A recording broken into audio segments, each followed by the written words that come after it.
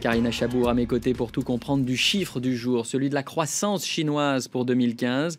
Karina, un chiffre à faire pâlir d'envie de nombreux pays occidentaux, mais c'est un résultat inquiétant pour la deuxième économie de la planète. Pourquoi un tel ralentissement ? Alors 6,9%, c'est ce chiffre. C'est en deçà des 7% qui était l'objectif des autorités chinoises. Et puis c'est surtout le plus mauvais chiffre depuis maintenant un quart de siècle. D'autant que d'après certains analystes, ce chiffre serait gonflé, serait surestimé par les autorités chinoises. Et puis à cela s'ajoute tout un tas de mauvais indicateurs. Production d'électricité en baisse par exemple, production d'acier également en baisse. Même les exportations reculent, moins 1,6% l'an passé. Et pire encore, les importations ont-elles chuté de 13%, ce qui n'est pas une bonne nouvelle pour ses partenaires commerciaux. C'est donc un véritable coup de frein qui pourtant ce matin laisse les marchés financiers de marbre. Il faut dire que les financiers, les investisseurs avaient largement anticipé ce mauvais chiffre en ligne avec leurs prévisions.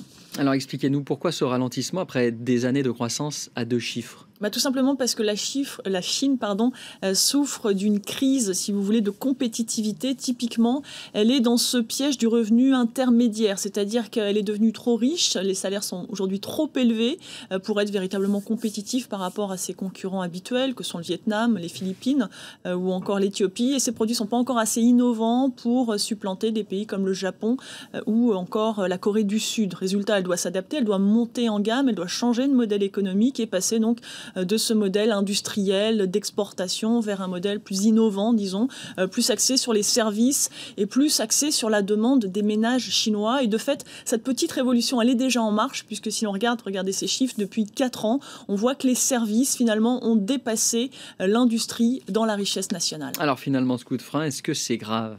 Alors écoutez, pour la Banque mondiale, la réponse est oui, le ralentissement chinois serait la principale menace pesant sur l'économie mondiale cette année. En réalité, tout dépend de la durée de cette transition de modèle, si vous voulez, et de la volonté des autorités chinoises à accélérer le mouvement et à prendre les mesures nécessaires pour en réduire les risques qui sont au nombre de 3-4. Actuellement, il y a d'abord le risque d'un krach immobilier.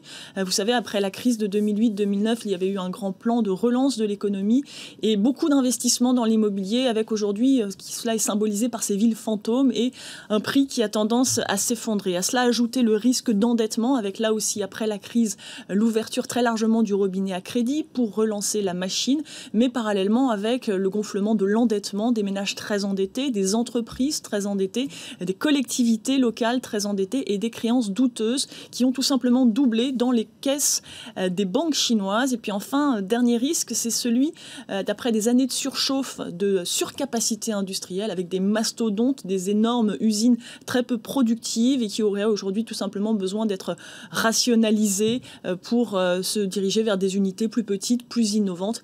Mais là encore faut-il qu'il y ait la volonté politique. Merci Karina pour cet éclairage.